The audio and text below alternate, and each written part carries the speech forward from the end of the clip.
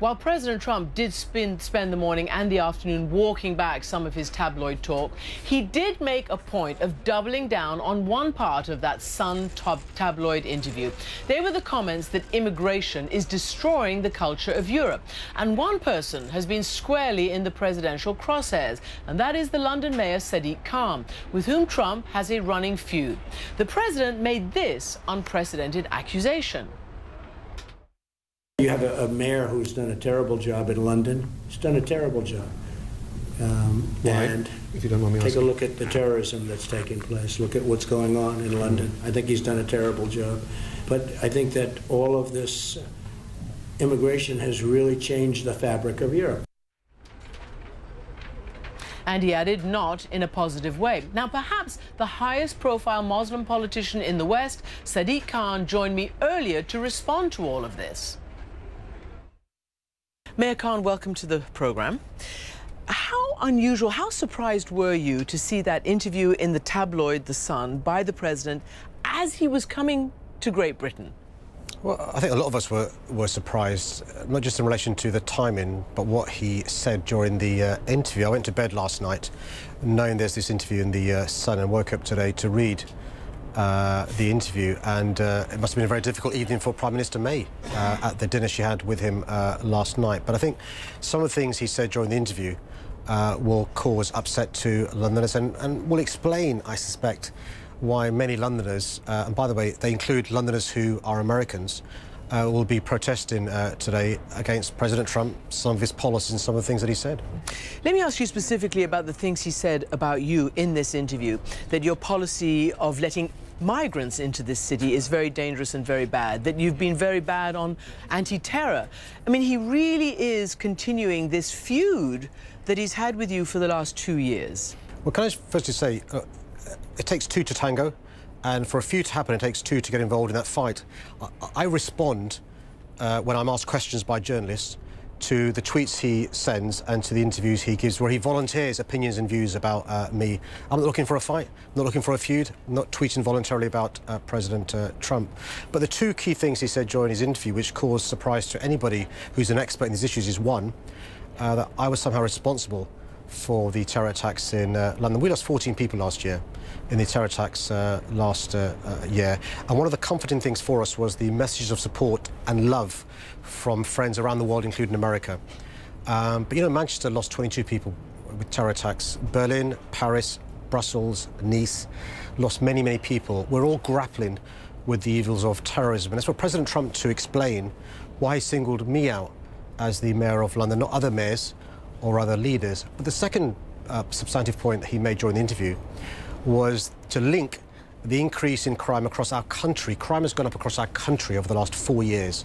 In fact, in parts of South Yorkshire and Manchester, by 61 and 60%. In London, it's gone up by 4% over the last year. And he's linking the increase in crime with the increase in immigration to Europe. I've seen no evidential basis for that. But secondly, I'm not responsible for immigration policies across Europe or even indeed in our country or city.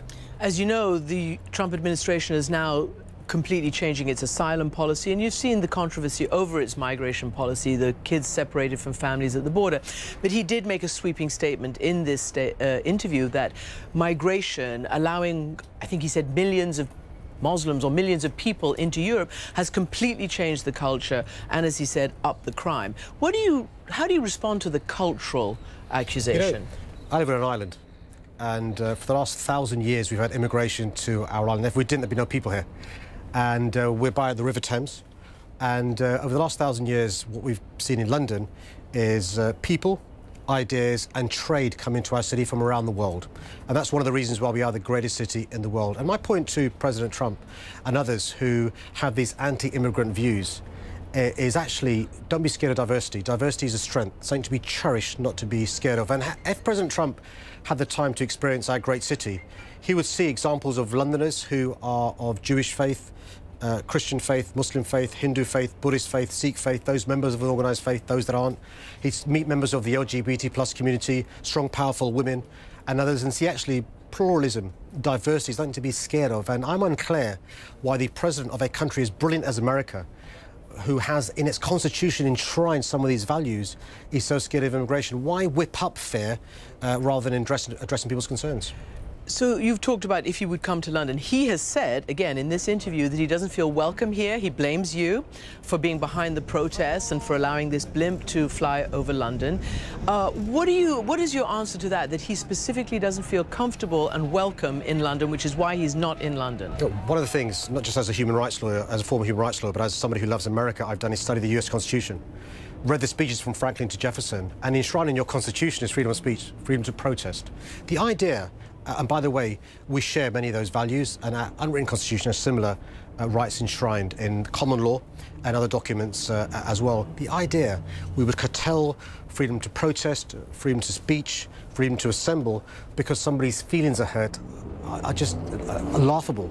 Can you imagine a protest in Washington or in New York or Chicago being stopped, or a banner being put down because somebody's feelings are being hurt? And by the way, we've got history littered with UK Prime Ministers and US Presidents agreeing on most things, with a special relationship, but agreeing to disagree on other things. Think of the Vietnam War. Think of the Suez Crisis. Think of Reagan and Thatcher, from the Falklands War to the Grenada invasion. We had here satirical programs ridiculing President Reagan, a puppet of President Reagan without a brain. And he wasn't thin-skinned. He understood in a democracy we have comedians, we have protesters. When President Bush came here in 2003, there were thousands and thousands in the streets because of the Iraq War, protested against. Well, quite. And so it's unclear why this president is so worried about the rights we have in our respective countries and why he'd want to throw them in the bin or suspend them during his visit. And by the way, today we have people protesting against President Trump, but tomorrow in London we've got the extreme far right and pro-Trump protesters protesting. We're not banning those. I may disagree with them. One of the great things living in a democracy is as long as you're peaceful and it's safe, you can protest. You know, you mentioned that, and Steve Bannon, the sort of mastermind behind the Trump election, is in town meeting with those like-minded nationalists. You just call them extreme far right, but those people, and you haven't hindered that, and what do you think of that? No, that's one of the things about living in a democracy. They should have the rights to protest and express their views. That's what pluralism is all about. My concern about the rise of narrow populist movements is that we've got to address the concerns that people are having, which leads to them supporting them. There's a reason why people are voting for these narrow populist parties, from Hungary to Italy and other parts of the world. And what I'm concerned about is when mainstream politicians normalise or give credibility or empower the far right. So, for example, when President Trump retweets the tweet from Britain First, an extreme far-right group banned from Facebook, the leader and deputy leader banned from Twitter, not only is he amplifying messages of division and hatred, but is giving credibility as the president of the USA to these far-right groups. And that's why those of us who are progressive have got to take them on. Now, Theresa May, the Prime Minister, is obviously not from your party. You're in the opposition Labour Party. Nonetheless, what do you think of a president, and you've just talked about the special relationship, and the headline of the Sun tabloid newspaper saying, Theresa May has wrecked Brexit, no US deal? So let me tell you the irony of people are lecturing me about the art of diplomacy, particularly President Trump and his supporters, about it's not diplomatic to have protests when the president comes to London. Well, I'd argue with respect, it's not diplomatic when you're about to enter a country to do an interview which criticises the Prime Minister and the strategy that she's embarking on, whether you agree or disagree with that strategy. And by the way, many Republican politicians criticised President Obama when 2 years ago he made the point, I think the valid point, that if you leave the European Union, don't be surprised because you're going to go from a market of 600 million to a market of 600 million where you go towards the back of the queue in relation to trade deals with the USA. By the way, those same people are now jumping on the back of Trump and supporting Trump and saying, because Trump's made the same point, what President Trump has said that if the Prime Minister embarks upon her Brexit strategy, we will go to the back of the queue in relation to the trade that the US does with us and with the European Union. The EU will be in front of us. And I think what's sauce for the goose is sauce for the gander. He seems to be taking talking points from your predecessor as Mayor of London, Boris Johnson, the Foreign Minister who's resigned after having essentially, I don't know, backstabbed the Prime Minister. Well, it's not for me to comment on what goes on in Boris Johnson's head. What people here are joking about this morning is President Trump is signing up to be the campaign manager for Boris Johnson for Prime Minister. I mean, it's not for me to comment on that. I'm quite clear in relation to Boris Johnson's legacy, both as the Mayor of London. He left behind a massive mess, which we're still cleaning up 2 years later, but also as Foreign Secretary for the last 2 years. Nobody who studied our Foreign Secretary would say he's demonstrated diplomatic skills, or the importance of getting on with allies, but also making good relationships with those we need to do business with. And I think many people, not just in the diplomatic corps, not just in the government, but also around the country, are breathing a sigh of relief that we appear to have a sensible politician now in that job, which is important.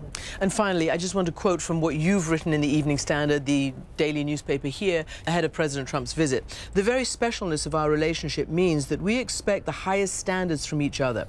And it also means speaking out when we think one side is not living up to the values that we hold dear.